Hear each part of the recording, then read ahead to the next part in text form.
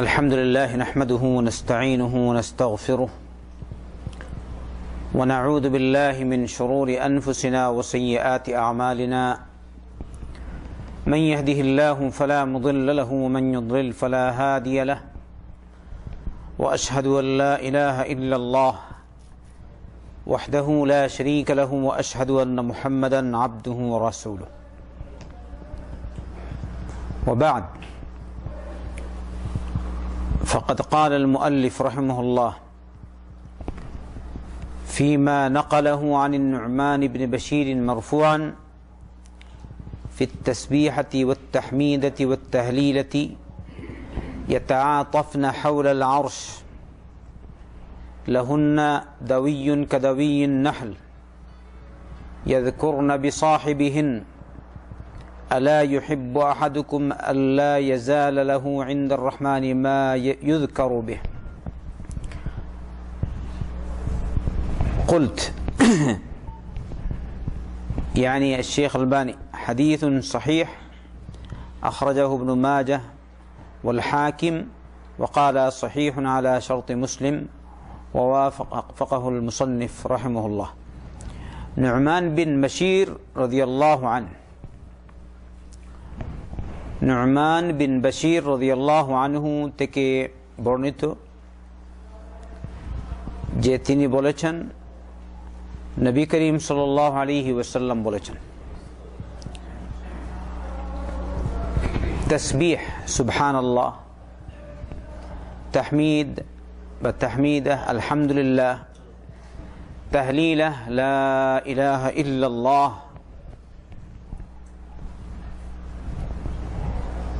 এই তসবিহ এই তাহমিদ এই তাহলিল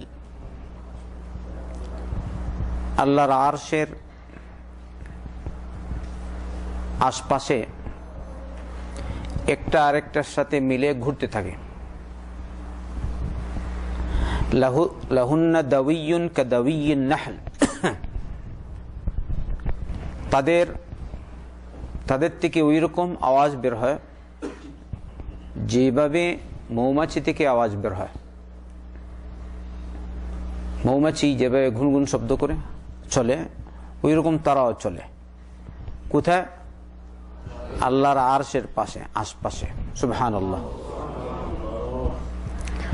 ওরা ওখানে কি করে ইয়াযকুরনা বিসাহিবিহিন্না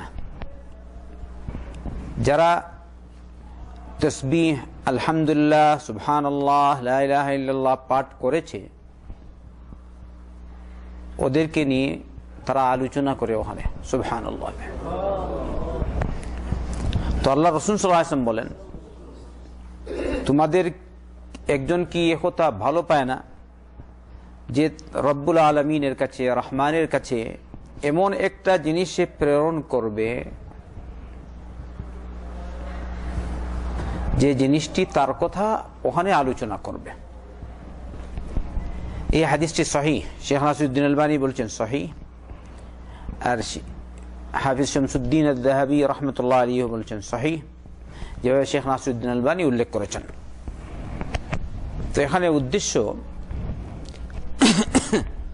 আল্লাহর আরশ আছে আর রব্বুল আলামিন আরশে রয়েছেন আপনি যদি সুবহানাল্লাহ পাঠ করেন তাহলে এটা এখানে থাকে না কোথায় চলে যায় আল্লাহর আরশের কাছে আলহামদুলিল্লাহ পাঠ করলে ওই রকম লা ইলাহা ইল্লাল্লাহ পাঠ করলে ওই রকম আর ওখানে আপনার কথা তারা আল্লাহর আরশের কাছে বসে বসে ঘুরে ঘুরে আপনার কথা আলোচনা করে সুবহানাল্লাহ আল্লাহ আমাদেরকে তৌফিক দান করুন তাসবিহ পাঠ করার তাহমিদ পাঠ করার তাহলিল পাঠ করার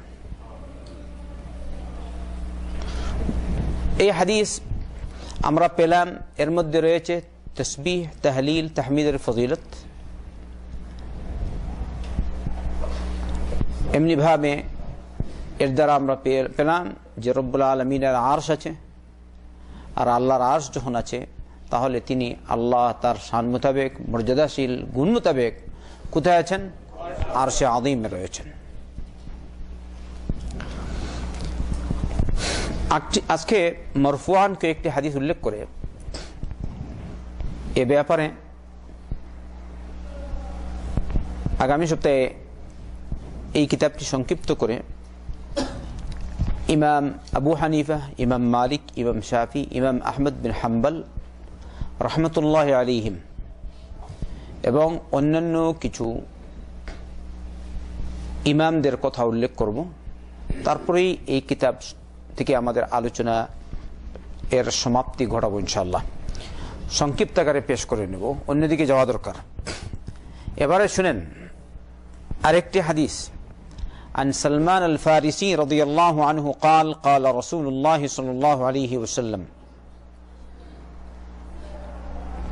إن ربكم حيي كريم يستحيي من عبده إذا رفع يديه إليه يدعوه أن يردهما صفرا ليس فيهما شيء وفي لفظ صفرا خائبتين।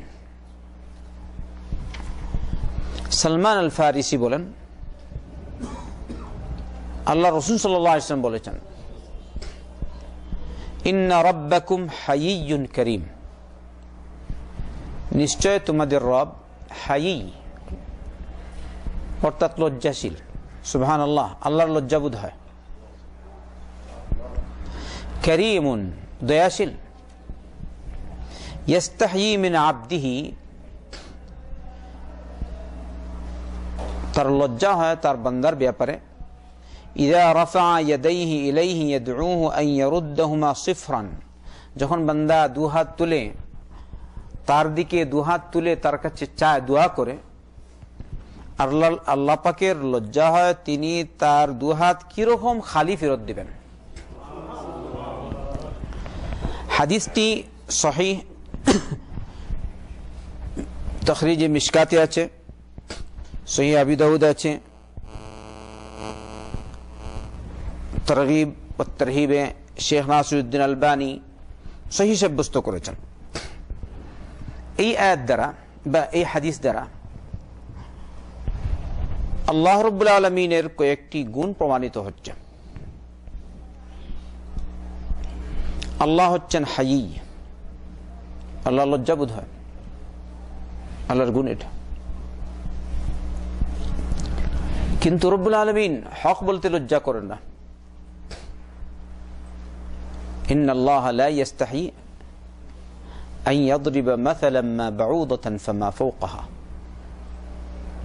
আল্লাহ মশার উদাহরণ পেশ করতে লজ্জা করেন না, অথবা মশার থেকে বড় জিনিস বা ছোট জিনিস এর উদাহরণ পেশ করতে আল্লাহ লজ্জা করে না।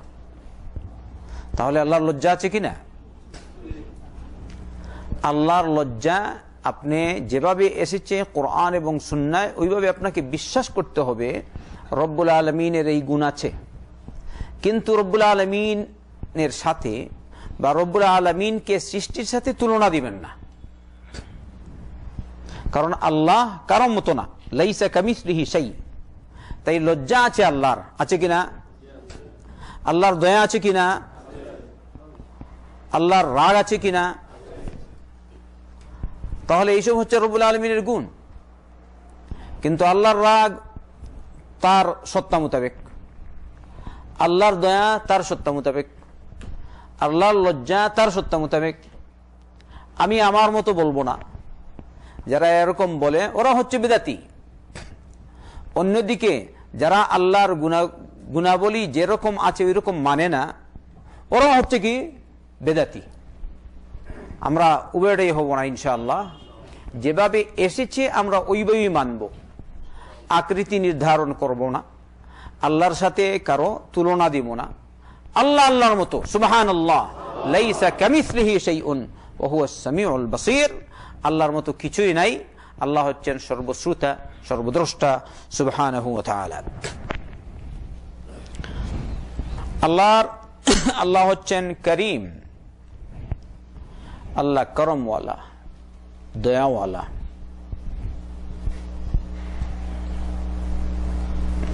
এমনি ভাবে রব্বুল আলামিন আছেন উপরে, আল্লাহর গুণ। আল্লাহ কোথায়? যদি আল্লাহ নিচে হতেন তাহলে আমরা এরকম হাত তুলি কিনা উপরে? যারা বলে আল্লাহ সর্বত্র বিরাজমান, বলে কিনা? তাহলে তারা বলে আল্লাহকে আরশেও বলতে পারো না, আকাশেও বলতে পারো না, জমিনেও কিছু বলতে পারো না, আল্লাহকে কোনো জায়গায় বলতে পারো না, আল্লাহ সব জায়গায় আছেন, এরকম বলে তো। কিন্তু আপনি খেয়াল করুন, যদি তুমি বলো আল্লাহ সব জায়গায় আছেন, তাহলে আল্লাহ কই? অতএব এর দ্বারা প্রতিফলিত হচ্ছে নাউযুবিল্লাহ আল্লাহই নাই। কারণ আল্লাহ যখন কোনো জায়গায় নাই, তাহলে আল্লাহ আছেন কই? অন্যদিকে আপনি যখন দোয়া করেন, যারা বলে আল্লাহ সর্বত্র বিরাজমান, তাদেরকে বলবেন তুমি যখন দুহাত তুলে দোয়া করো, তো দুহাতটা এরকম করো কেন, উপরের দিকে তুলো কেন? সবাই তুলে কিনা উপরে? কি বলেন আপনারা? হ্যাঁ না? আবার ইস্তেসকার জন্য যে দোয়া করে অনেক উপরে তুলে কিনা বাংলাদেশে? তো এরকম করে কোনো লেশ? তাহলে তুমি যদি বলো আল্লাহ সব জায়গায়, তোমার কথা মোতাবেক, তাহলে তো আল্লাহ এখানে আছেন। তোমার আল্লাহ কি দে? আমরা কেউ এরকম করি? একটা ছোট বাচ্চাকেও বললে সেও বলবে আল্লাহ উপরে আছেন, বলুন সুবহানাল্লাহ। তাহলে আল্লাহ নিচে না, আল্লাহ কই? উপরে। ইযা রাফা ইয়াদাইহি ইলাইহি ইয়াদউহু আন ইয়ারুদ্দাহুমা সিফরান। দেখো আল্লাহ উপরে আছেন, এদিকে আমরা, এজন্য আমরা উপরের দিকে হাত তুলি। হ্যাঁ, আরো আপনারা অনেক দলিল শুনেছেন। এবারে এই যে মানুষ দুহাত তুলে দোয়া করলো, আল্লাহর লজ্জা হয়, আল্লাহ কিরকম তাকে খালি হাত ফিরে দিবেন? সুবহানাল্লাহ। তাহলে বুঝা গেল, বান্দা যখন আল্লাহর কাছে দোয়া করে, আল্লাহ তার দোয়া কবুল করেন। রয়ে গেল এক কথা, আপনি হয়তো এই হাদিস পেলেন, এবারে বলবেন তাহলে তো আমরা সবসময় হাত তুলে দোয়া করব। অতএব ফরজ সালাত পড়ার পরে সালাম ফিরিয়ে কেন আমরা দু হাত তুলি না? ঠিক না?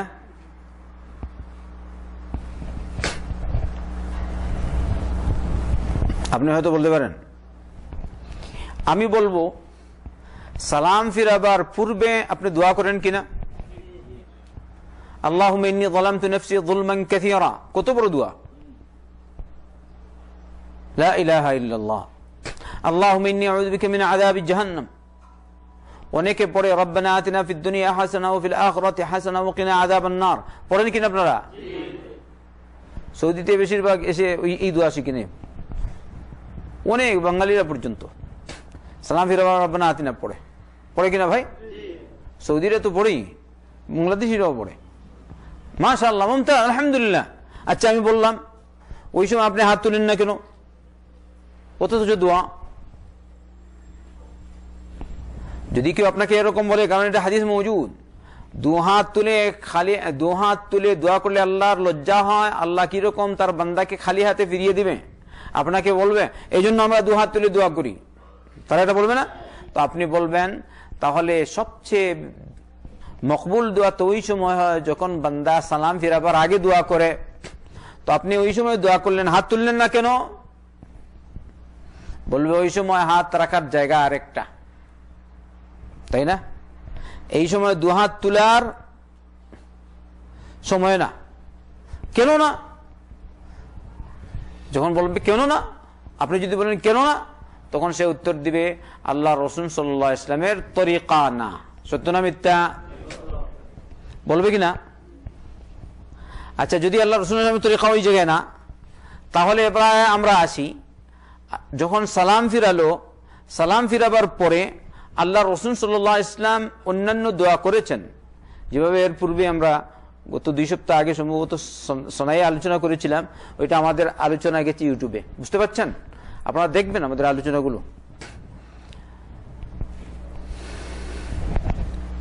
আল্লাহ রাসূল সাল্লাল্লাহু আলাইহি ওয়াসাল্লাম সালাম ফিরাবার পর, ফরজ সালাতের সালাম ফিরাবার পর আস্তাগফিরুল্লাহ পড়তেন, আল্লাহুম্মা আনতাস সালাম ওয়া মিনকাস সালাম তাবারাকতা ইয়া যাল জালালি ওয়াল ইকরাম পড়তেন, আরো দোয়া পড়তেন, তাসবিহ পড়তেন, মুআউযিজাতাইন পড়তেন বা মুআউযিজাত পড়তেন। তিনি যখন আমাদেরকে বলেন পড়ো, তাহলে তিনি পড়তেন কিনা? এমনি ভাবে আয়াতুল কুরসিও পড়তেন, যেহেতু নবী করিম সাল্লাল্লাহু আলাইহি ওয়াসাল্লাম আয়াতুল কুরসির ফজিলত আর মর্যাদা বর্ণনা করেছেন, তাই অবশ্যই তিনিও পড়বেন সাল্লাল্লাহু আলাইহি ওয়াসাল্লাম। কিন্তু এই সময় আল্লাহ রাসূল সাল্লাল্লাহু আলাইহি ওয়াসাল্লাম হাত তুলেননি। বুঝতে পেরেছেন? নবী করিম সাল্লাল্লাহু আলাইহি ওয়াসাল্লাম হাত তুলেননি, একাও তুলেননি, দুকাও তুলেননি। হ্যাঁ, একলাও তুলেননি, দুকলাও তুলেননি। বুঝেন তো? একা একাও তুললেন না, আর সমবেতভাবে তুলেননি। তাহলে যে আমল নবী করিম সাল্লাল্লাহু আলাইহি ওয়াসাল্লাম ওই সময় করলেন না, এইটা যদি আমি করি তাহলে এটা কি হচ্ছে? বিদআত।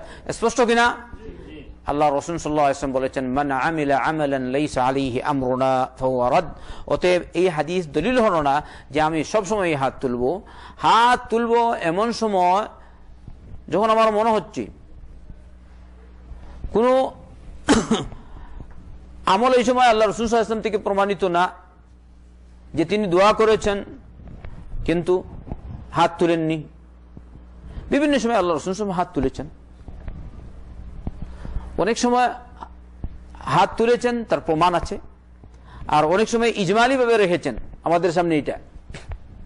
কিন্তু যে সময়ে তিনি দোয়া করেছেন, বিশেষ করে ফরজ সালাত পড়ে, সারা জিন্দেগি সালাত পড়লেন নবী করিম সাল্লাল্লাহু আলাইহি ওয়াসাল্লাম নবী হওয়ার পরে, হাত্তাল মউত, কিন্তু কখনো নবী করিম সাল্লাল্লাহু আলাইহি ওয়াসাল্লাম ফরজ সালাতের পরে সালাম ফিরাবার পরে একাও হাত তুলে দোয়া করেননি, সমবেতভাবে হাত তুলে দোয়া করেননি। অতএব এটা বর্জনীয়, যেহেতু এটা হচ্ছে বিদআত। আল্লাহ আমাদেরকে বুঝার তৌফিক দান করুন। কারো সাথে আমাদের হিংসা বিদ্বেষ নেই, কিন্তু হক যেটা হক তো বলতে হবে, ঠিক না ভাই? অতএব আপনারা আমল করবেন, নবী করিম সাল্লাল্লাহু আলাইহি ওয়াসাল্লাম যেসব দোয়া করেছেন ওগুলো শিখবেন আর অপরকে শেখাবার চেষ্টা করবেন। আল্লাহ তুমি আমাদেরকে তৌফিক দান করো।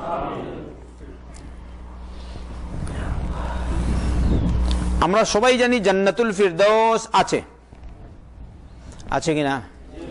তাহলে জান্নাতুল ফিরদৌস কোথায় আছে আর আল্লাহর আরশ কোথায় আছে তা এবারে শুনুন আল্লাহ রাসূল সাল্লাল্লাহু আলাইহি ওয়াসাল্লামের ফরমান থেকে। আবু হুরায়রা রাদিয়াল্লাহু আনহু বর্ণনা করেন, নবী করিম সাল্লাল্লাহু আলাইহি ওয়াসাল্লাম বলেছেন, মান আমানা বিল্লাহি ওয়া রাসূলিহি ওয়া আকামাস সালাহ ওয়া সামা রমাদান كان حقا على الله أن يدخله الجنة جاهد في سبيل الله أو جلس في أرضه التي ولد فيها. قالوا يا رسول الله أفلا نبشر الناس بذلك؟ قال إن في الجنة 100 درجة أعدها الله للمجاهدين في سبيله بين الدرجتين كما بين السماء والأرض.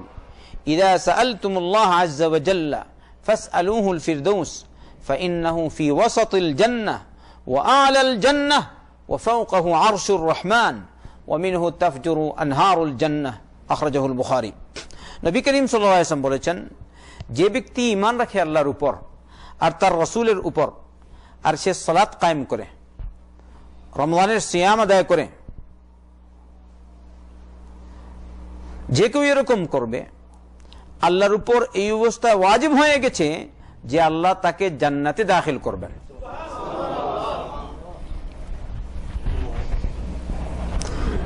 কার কথা এখানে এসছে? যে ঈমান আল্লাহর উপর, আল্লাহ রসুলের উপর সালাত কায়েম করলো আর রমজানের সিয়াম পালন করলো। কিন্তু এখানে তো যাকাতের কথা নাই, তাই না? অথবা হজের কথা নাই। কিন্তু যেভাবে, কারণ হজ আর যাকাতের সম্পর্ক মালের সাথে, আর এখানে বিশেষ করে বদনী ইবাদতের কথা উল্লেখ হয়েছে, শারীরিক ইবাদত। আর ও সম্পর্ক কার সাথে? মালের সাথে। আর যাকাত আর হজ সবাই করতে পারে না, তাই এখানে ওই ইবাদত সমূহের কথা উল্লেখ করা হয়েছে যে ইবাদত সবার জন্য সমান, চাই ধনী হোক চাই গরিব হোক, সবাইকেই আল্লাহর উপর ঈমান রাখতে হবে, রসুলের উপর ঈমান রাখতে হবে, সালাত কায়েম করতে হবে, রমজানের সিয়াম পালন করতে হবে। সঠিক না ঠিক? আর যাকাত সবাই দিবে? কে দিবে? যারা ধনবান, নেশাব পরিমাণ, যারা মালিক টাকা পয়সা। আর আরেকজন হলেন হজ সবাই করতে পারে না, এই জিনিসটা বুঝবেন। এই করে উত্তর এর কেন এখানে উল্লেখ হলো না, আল্লাহু আলাম। তারপরে আল্লাহ রাসূল সাল্লাল্লাহু আলাইহি ওয়াসাল্লাম বলেন, ওই ব্যক্তি চাই আল্লাহর পথে জিহাদ করুক কিংবা তার বাড়িতে বসে থাকুক যেখানে সে জন্মগ্রহণ করেছিল, সর্বাবস্থায় সে জান্নাতে যাবে। সুবহানাল্লাহ। এই জন্য স্পষ্ট হচ্ছে জিহাদ ইসলামের ভিত্তিসমূহের অন্তর্ভুক্ত না। ইসলামের ভিত্তি কয়টি? 5টি। এটা বাইরে। জিহাদের গুরুত্ব অনেক।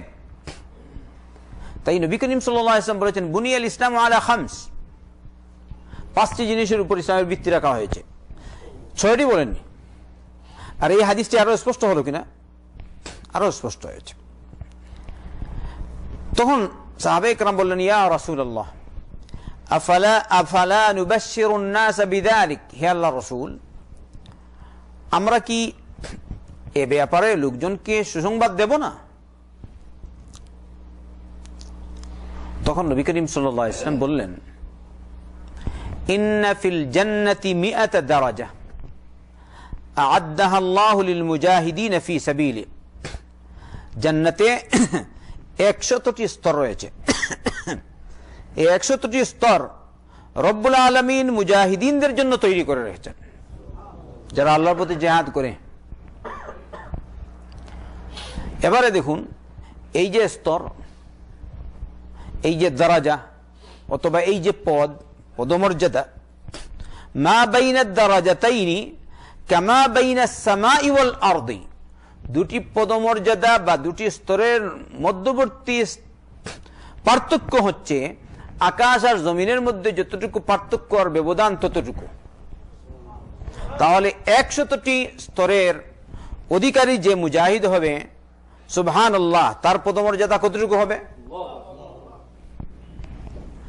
তারপর বললেন, ইযা সাআলতুমুল্লাহ আযজা ওয়া জাল্লা ফাসআলুহুল ফিরদাউস, যখন তোমরা আল্লাহর কাছে চাইবে তখন তোমরা ফিরদাউস চাইবে, অর্থাৎ জান্নাতুল ফিরদাউস চাইবে।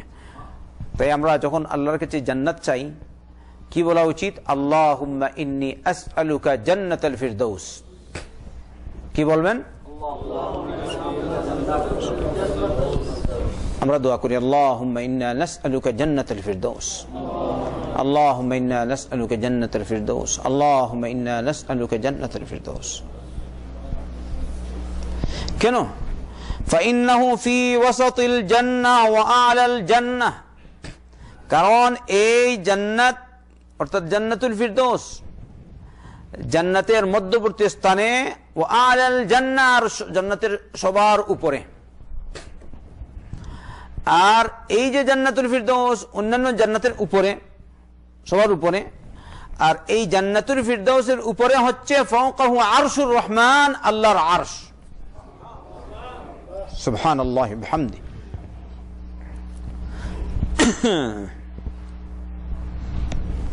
ওয়া মিনহু তাফজুরু আনহারুল জান্নাহ, আর ওখান থেকেই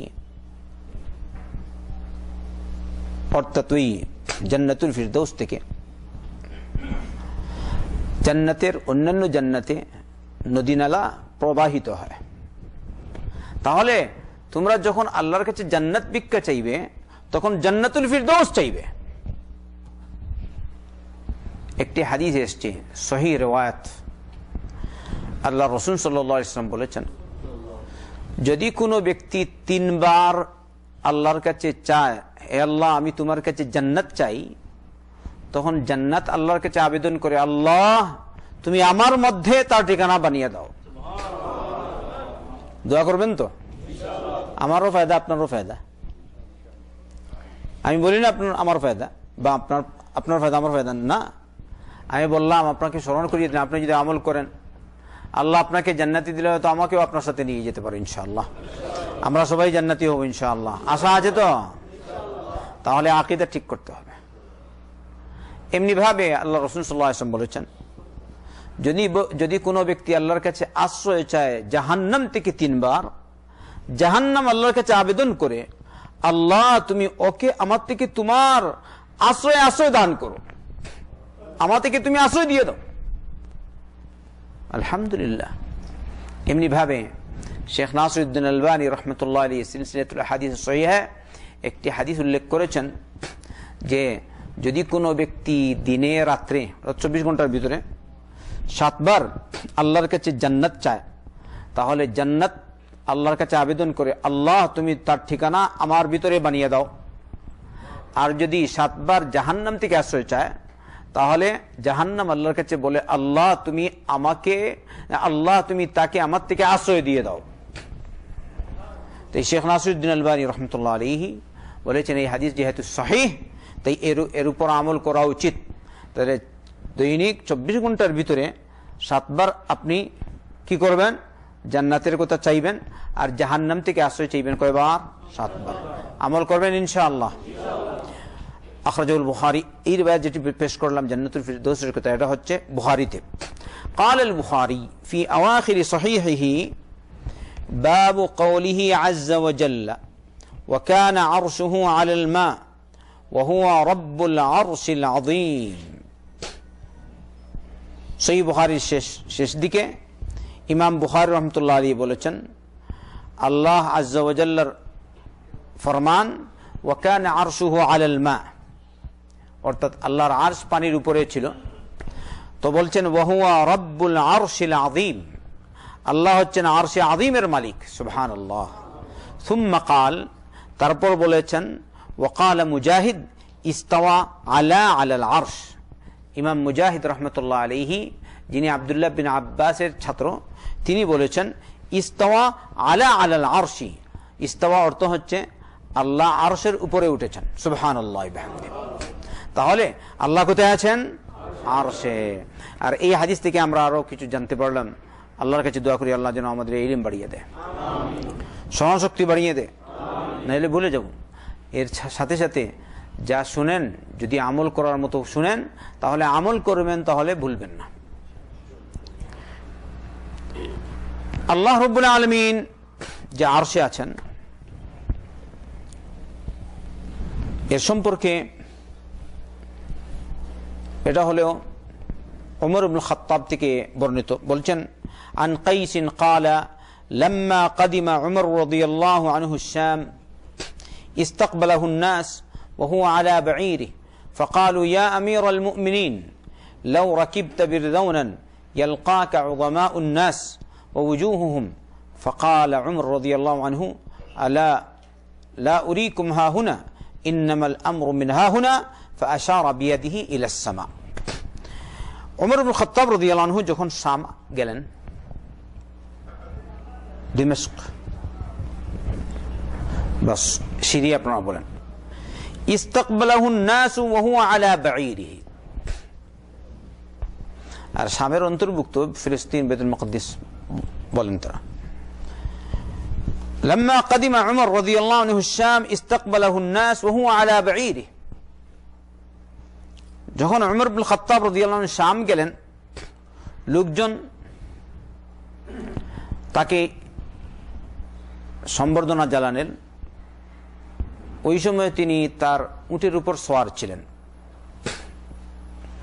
তখন তারা বললেন, হে আমিরুল মুমিনিন, আপনি যদি আপনি বীরজাউনে চড়তেন। আর বীরজাউন হচ্ছে আরবি নয়, অনারবি ঘোড়া বা খচ্চর, বড় আকারের হয়, আর এ দেখতে খুব সুন্দর। তো তারা বললেন, এরকম যদি আপনি বীরজাউনে চড়তেন, কারণ বড় বড় লোকজন আপনার সাথে এসে সাক্ষাৎ করে দেখলো আপনার শান শৌকত, আপনি এসেছেন উটের উপর সওয়ার হয়ে। তখন উমর ইবনে খাত্তাব রাদিয়াল্লাহু আনহু বললেন, আমি এদেরকে কিছু বলতে চাই না, দেখাতে চাই না। এদের সাথে কোনো নির্দেশ নাই, নির্দেশ আসে ওখান থেকে। কোত্থেকে বলেন? আর তিনি আকাশের দিকে ইঙ্গিত করলেন। সুবহানাল্লাহ। তাহলে ওখান থেকে বলতে কে? রব। বলেন কে? আল্লাহ। কে বলেন? আল্লাহ। লা ইলাহা ইল্লাল্লাহ। হাফিজ শামসুদ্দিন যাহাবী রাহমাতুল্লাহ আলাইহি বলছেন, ইসনাদুহু কাশ-শামস, সূর্যের মতো এর সনদ, মানে সঠিক। শেখ নাসিরউদ্দিন আলবানী বলছেন হুয়া ইসনাদুন সহিহুন আলা শারতিস শাইখাইন।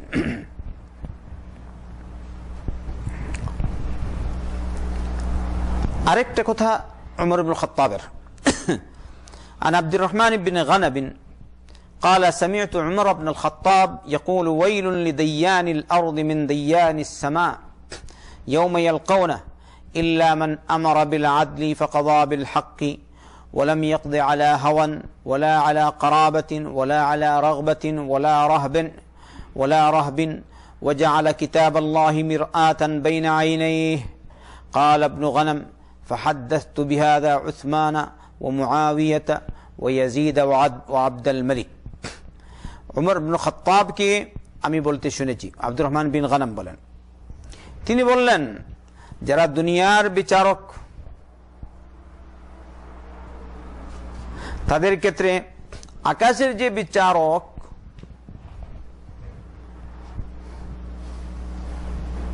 আকাশের বিচারক বলতে কে? আল্লাহ, দাইয়ানুস সামা, সুবহানাল্লাহ। যেদিন এই দুনিয়ার বিচারকরা আল্লাহর সাথে সাক্ষাৎ করবে তো আল্লাহর সামনে ওরা ধ্বংসে পতিত হবে। তবে ইল্লা মান আমারা বিল আদলি ফাকাদা বিল হাক্কি, তবে যে ন্যায়নিষ্ঠার নির্দেশ দেয় আর হক ফয়সালা করে। অর্থাৎ দুনিয়ার বিচারক আছে কিনা, জানে হক কিন্তু পয়সা খেয়ে অন্য রায় দেয়, অথবা চাপের সম্মুখীন হয়ে অন্য রায় দেয়। সাহ বলছেন ওয়ালাম ইয়াকদি আলা হাওয়ান, ও ফয়সালা দেয় না, রায় প্রদান করে না নিজের মনের খাহিসাতের উপর, মনের প্রবৃত্তির উপর নির্ভর করে সে ফয়সালা বা কোনো রায় দেয় না। ওয়ালা আলা কারাবাতিন, আত্মীয়তার সম্পর্ক সামনে রেখে সে ফয়সালা দেয় না। সে বলে না ও তো আমার আত্মীয়, তাহলে তোমার পক্ষেই রায় দিব, অসুবিধা নেই। জায়েজ না জায়েজ? মাশাআল্লাহ। ওয়ালা আলা রাগবাতিন ওয়ালা রাহবিন, কোন জিনিস পাবে এরকম কিছু কিংবা ভয় কে সামনে রেখে তারা রায় দেয় না, রায় দেয় হকের রায়। ওয়াজআলা কিতাবাল্লাহ মিরআতান বাইনা আইনাইহি, আর আল্লাহর কিতাবকে তারা তাদের দুই চোখের সামনে আয়না স্বরূপ রাখে। যারা এরকম করবে তাদের জন্য কাল কিয়ামতের দিন সুসংবাদ, আর তাদের জন্য অবশ্যই রয়েছে আল্লাহর পক্ষ থেকে ন্যায় নিষ্ঠ ফয়সালা। ওরা যাবে কোথায়? ইনশাআল্লাহ জান্নাতে। পক্ষান্তরে যারা অন্যরকম রায় দেয়, হক বুঝে কিন্তু হক রায় দেয় না, অথবা জানে না হক কোনটা না হক কোনটা কিন্তু রায় দিয়ে দেয়, ওরা যাবে কোথায়? জাহান্নামে। এজন্য নবী করিম সাল্লাল্লাহু আলাইহি ওয়াসাল্লাম বলেছেন, স্বয়ং নবী করিম সাল্লাল্লাহু আলাইহি ওয়াসাল্লাম, আল কুদাতু সালাসা, বিচারপতি বিচারক হচ্ছেন তিন রকমের। দুই বিচারক যাবেন জাহান্নামে, আর এক বিচারপতি বা বিচারক হবেন জান্নাতি। যিনি জান্নাতি তিনি কে? যিনি হক জানবেন, বুঝবেন, ঘটনা কি হয়েছে বুঝেন, তারপরে হক ফয়সালা দেন, তিনি হবেন জান্নাতি। আর আরেকজন যিনি হক জানেন কিন্তু হক ফয়সালা করেন না, হক রায় দেন না, তিনি হচ্ছেন জাহান্নামী। আর আরেকজন বুঝেই না। আর বর্তমান জমানায় আরেকটা বুঝেই না বলতে বুঝছেন তো, বলছে উপর থেকে অর্ডার এসে গেছে। ঠিক না ঠিক? আমার কাছে কিছুই নেই তবু রায় দে, এটা কোথায়? জাহান্নামী। নবী এই জায়গায় উমর ইবনে খাত্তাব বলেছেন ওয়ালা আলা রাগবাতিন ওয়ালা রাহব, রাহব মানে ভয়। তাই আগে বলেছিলাম চাপের সম্মুখীন হয়ে রায় যে দেয় সে যাবে কোথায়? জাহান্নামে। আল্লাহ আমাদেরকে হেদায়েত দিন। মুসলিম জনগোষ্ঠী যারা এরকম করে, বিশেষ করে বিচারপতিরা, আল্লাহ এদেরকে বুঝার তৌফিক দিন। আর যদি একজন দুইজন হকের উপর থাকে, আল্লাহ তাদেরকে হকের উপর প্রতিষ্ঠিত রাখুন। অতএব এর দ্বারা কি বোঝা গেল? দাইয়ানুস সামা বুঝছেন তো, আকাশের যে বিচারক রয়েছেন। তাহলে আল্লাহ নিচে না উপরে? সুবহানাল্লাহি ওয়া বিহামদিহি। আব্দুল্লাহ বিন মাসউদের একটি হাদিস, তিনি বলেন আল আরশু ফাওকাল মা ওয়াল্লাহু ফাওকাল আরশ লা ইয়াখফা আলাইহি শাইউম মিন আমালিকুম। আল্লাহর আরশ হচ্ছে পানির উপরে, আর আল্লাহ হচ্ছেন আরশের উপরে। আল্লাহ ওখানে আছেন, কিন্তু তোমাদের কোনো কিছু, তোমাদের ব্যাপারে কোনো বিষয় আল্লাহর কাছে গোপনীয় থাকে না। তাহলে আল্লাহ সব জানে। আল্লাহ আছে কোথায়? আরশে। সুবহানাল্লাহ। এটা হচ্ছে আব্দুল্লাহ বিন মাসউদের কথা। আব্দুল্লাহ বিন মাসউদ আল্লাহ রাসূল সাল্লাল্লাহু আলাইহি ওয়াসাল্লামের একজন প্রিয় সাহাবী, অন্যতম সাহাবী। তার মর্যাদা এখনো বর্ণনা উদ্দেশ্য না, এখানে সবাই জানে, যারা আলিম উলামা তারা বুঝে আব্দুল্লাহ বিন মাসউদকে রাদিয়াল্লাহু আনহু। হাফিজ যাহাবী রাহমাতুল্লাহ আলাইহি বলছেন, রাওয়াহু আব্দুল্লাহ ইবনে ইমাম আহমদ ফি সুন্নাহ লাহু ওয়া আবু বকর ইবনে মুনদির ওয়া আবু আহমদ আল আসাল ওয়া আবুল কাসিম আত-তাবরানি, একদম লাস্টে আবু উমর তামলানকি ওয়া আবু বকর আল বাইহাকি ওয়া আবু আমর ইবনে আব্দুল বার ফি তাওয়ালিফিহিম ওয়া ইসনাদুহু সহিহ, বলছেন ইসনাদুহু সহিহ। শেখ নাসিরউদ্দিন আলবানী শেষ পর্যায়ে বলছেন সানাদুহুম জাইয়্যিদ, অর্থাৎ হাদিসটি হাসান পর্যায়ের।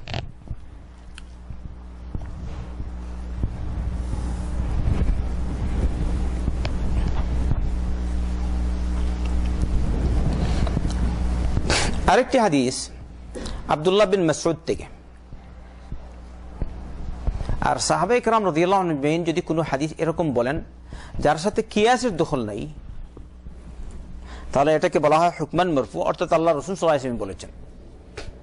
কি এখানে কি হাদিসটি বলছেন? মান ক্বালা সুবহানাল্লাহি ওয়াল হামদুলিল্লাহি ওয়াল্লাহু আকবার তালাক্কাহুন্না মালাকুন فعرج بهن إلى الله عز وجل فلا يمر بملأ من الملائكة إلا استغفروا لقائلهن حتى يحيا بهن وجه الرحمن عز وجل.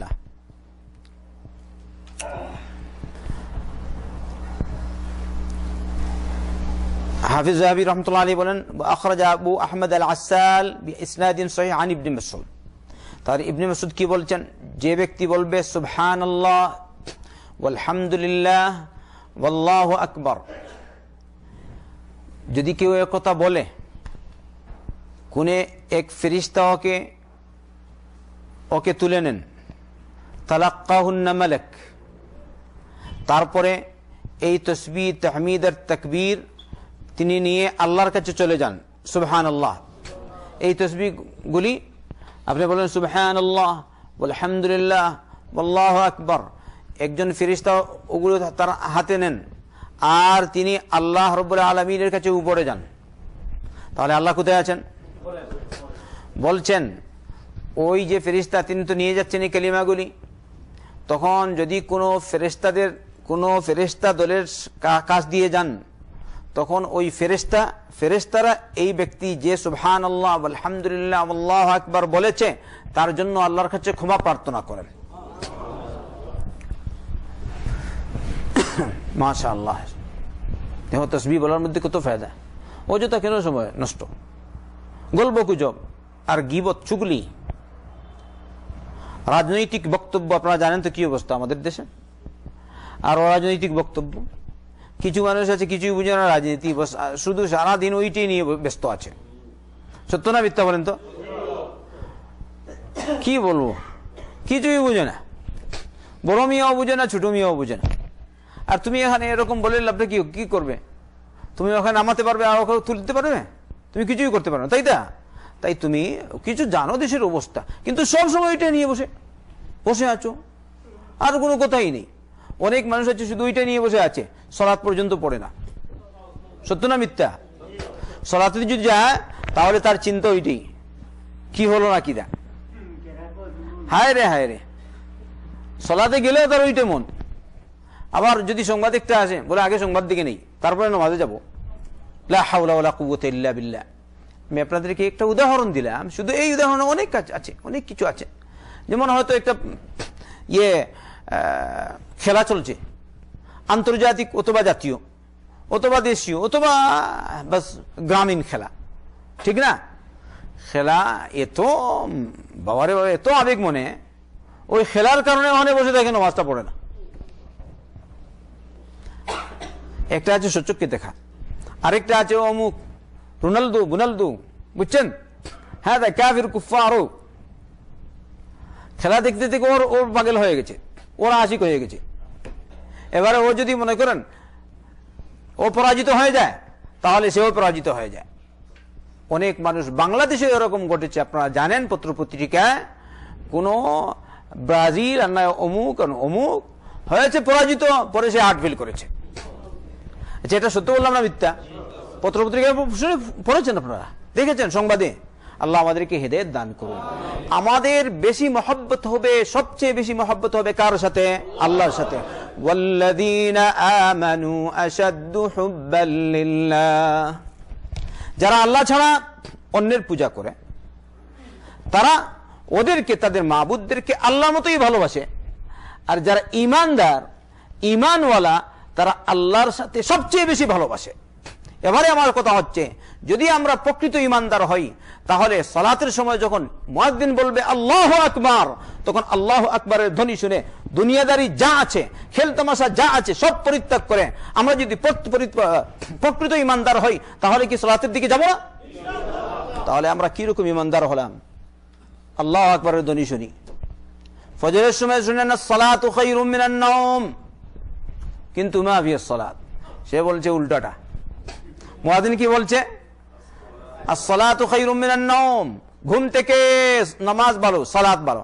হ্যাঁ, আর সে বলতে চায় না না, সালাত থেকে ঘুম ভালো। সবাই বলি নাউযুবিল্লাহ। তবে বিশেষ যদি প্রয়োজন হয় রোগ, সেটা আরেক কথা। আমি সুস্থ সবল, আপনি যদি মজবুত হন, আল্লাহ আপনাকে তৌফিক দিবে।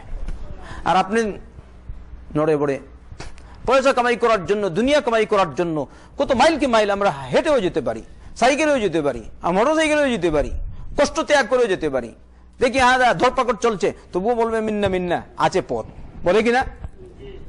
আর সালাত, যে সালাত কাল কিয়ামতের দিন সর্বপ্রথম যে সালাতের হিসাব নেওয়া হবে মুমিনদের থেকে, ওই সালাতে যদি আমরা কামিয়াব হয়ে যাই, তাহলে বাকি সব আমলে কামিয়াব। এই সালাত আমরা পরিত্যাগ করে শুধু ইয়া দুনিয়া করছি। সবাই বলি নাউযুবিল্লাহ।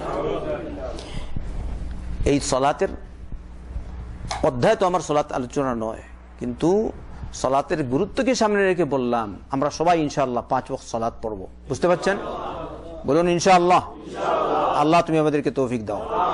আর যাদের মধ্যে সালাতে ত্রুটি আছে, কারণ কোন সাথী এখানে নতুনও আছে, পুরাতনও আছেন, যদি ত্রুটি থাকে তওবা করো আল্লাহর দরবারে। তুমি জানো না আজ রাত তোমার পার হবে কিনা, তুমি জানো না এখান থেকে আমি উঠতে পারবো কিনা। তোমরা দেখেছো কত মানুষ মারা যাচ্ছে।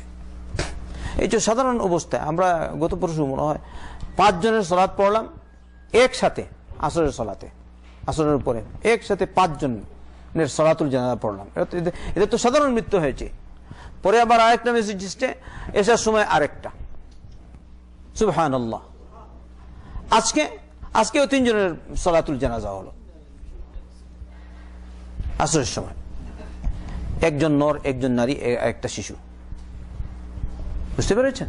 আমি জানি আমার মৌত কোন সময় আসবে আর না আসবে জানি না, তাই সব সময় আমাদের উচিত আমরা মৌতকে সামনে রেখে জন্য চলি। মৌতের জন্য প্রস্তুত থাকা দরকার আমাদের সকলকেই। আল্লাহ তুমি আমাদের তৌফিক দাও। আচ্ছা দেখুন, আপনি বললেন সুবহানাল্লাহ আলহামদুলিল্লাহ আল্লাহু আকবার, ফেরেশতা তার হাত তুলে ওকে এই তসবিহগুলো নিয়ে যায় আল্লাহ রাব্বুল আলামিনের কাছে উপরে উঠে। যদি কোনো ফেরেশতা দলের কাছ দিয়ে ওই ফেরেশতা যান, তখন ওই সব ফেরেশতা যে লোক এই তসবিহ পাঠ করেছে, আলহামদুলিল্লাহ পাঠ করেছে, আল্লাহু আকবার পাঠ করেছে, তাদের জন্য দোয়া করেন সুবহানাল্লাহ, তার জন্য ক্ষমা আছে আল্লাহর কাছে দোয়া করেন। আপনি বললেন তাহলে আমাদের বিশ্বাস আছে আল্লাহ রাসূল সাল্লাল্লাহু আলাইহি ওয়াসাল্লাম বা এর ফরমানের উপর বিশ্বাস আছে কিনা? এটা যদি আব্দুল্লাহ বিন মাসউদের কথা, কিন্তু আমি আগে বলেছি কোন সাহাবী তার এরকম কথা নিজ পক্ষ থেকে বলতে পারেন না। এটা হচ্ছে গায়বী সংবাদ। তাহলে এটা কার পক্ষ থেকে বলেছেন?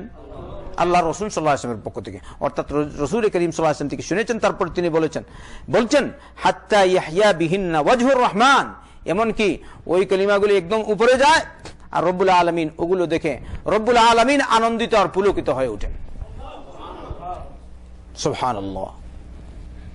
অতএব আল্লাহর চেহারা আনন্দিত হয়ে যায়, খুশি হয়ে যায়।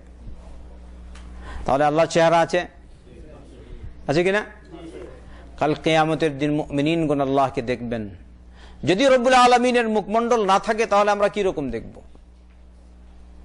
কুল্লু মান আলাইহা ফান ওয়া ইয়াবকা ওয়াজহু রাব্বিকা যুল জালালি ওয়াল ইকরাম। সব কিছু ধ্বংস হয়ে যাবে, কিন্তু তোমার রবের চেহারা মুখমণ্ডল বাকি থাকবে। আল্লাহর চেহারা বাকি থাকবে মানে কি? আল্লাহ বাকি থাকবেন সুবহানাহু ওয়া তাআলা। কিন্তু এর দ্বারা রব্বুল আলামিনের চেহারা প্রমাণিত হচ্ছে যে আল্লাহর মুখমণ্ডল রয়েছে। তাই যদি দেখতে চাও আল্লাহকে কিয়ামতের দিন, তাহলে ওই রকম ইমানদার হয়ে চলার চেষ্টা করো, তাহলে দেখবে। আর যদি ইমানদার না হয়, কিছুটা মুমিনদের কাছে, কিছুটা হিন্দুদের কাছে, কিছুটা খ্রিস্টানদের কাছে, কিছুটা মন্দিরে, কিছুটা গির্জায়, কিছুটা মুসলমানের মসজিদে গিয়ে বলে আল্লাহ, গির্জায় গিয়ে বলে জিসাস ক্রাইস্ট, নাউযুবিল্লাহ, আর ওখানে গিয়ে বলে ভগবান অথবা রাম রাম, হবে মুসলমান?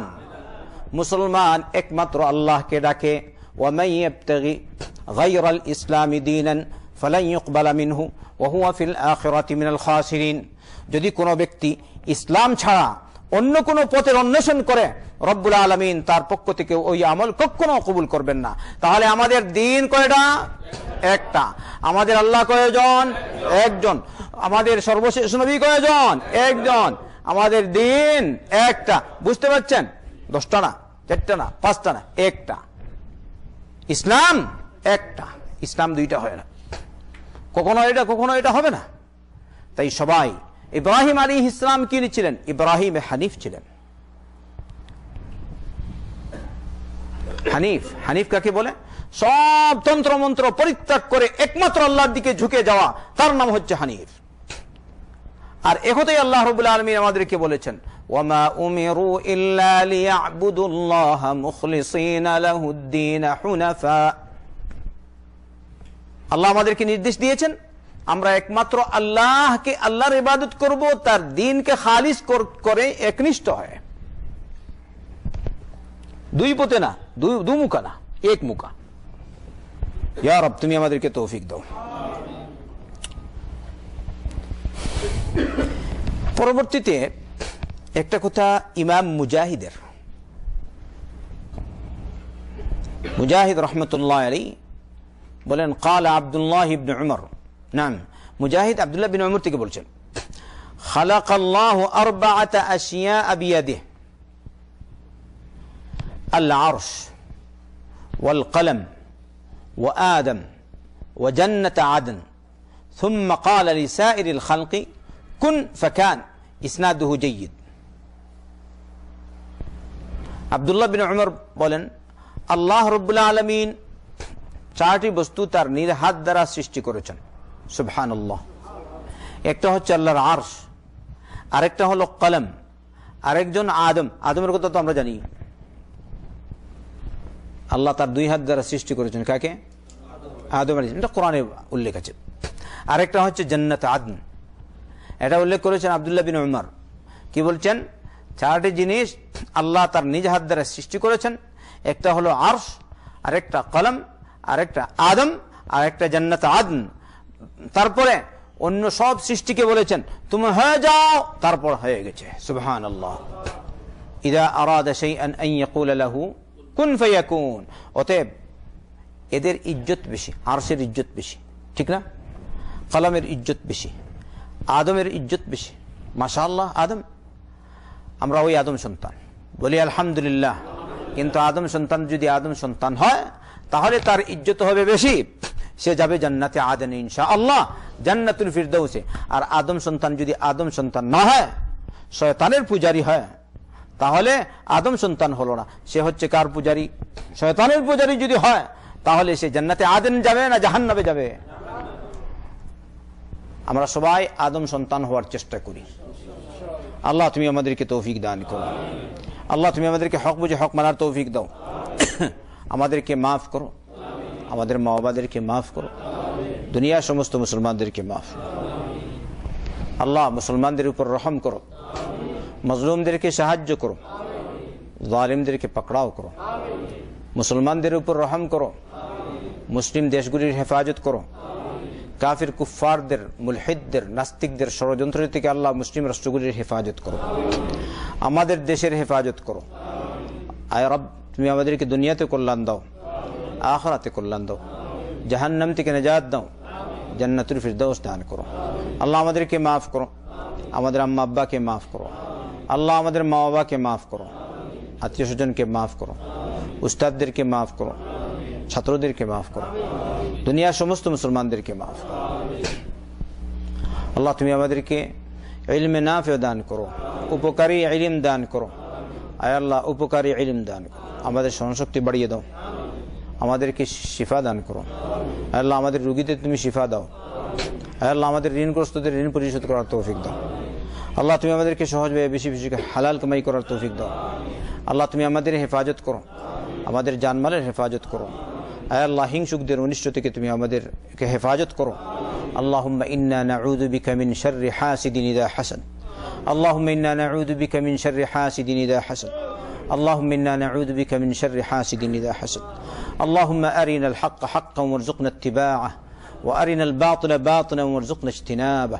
اللهم حبب إلينا الإيمان وزينه في قلوبنا، وكره إلينا الكفر والفسوق والعصيان، واجعلنا من الراشدين. ربنا تقبل منا إنك أنت السميع العليم، وتب علينا إنك أنت التواب الرحيم. ربنا آتنا في الدنيا حسنة وفي الآخرة حسنة وقنا عذاب النار.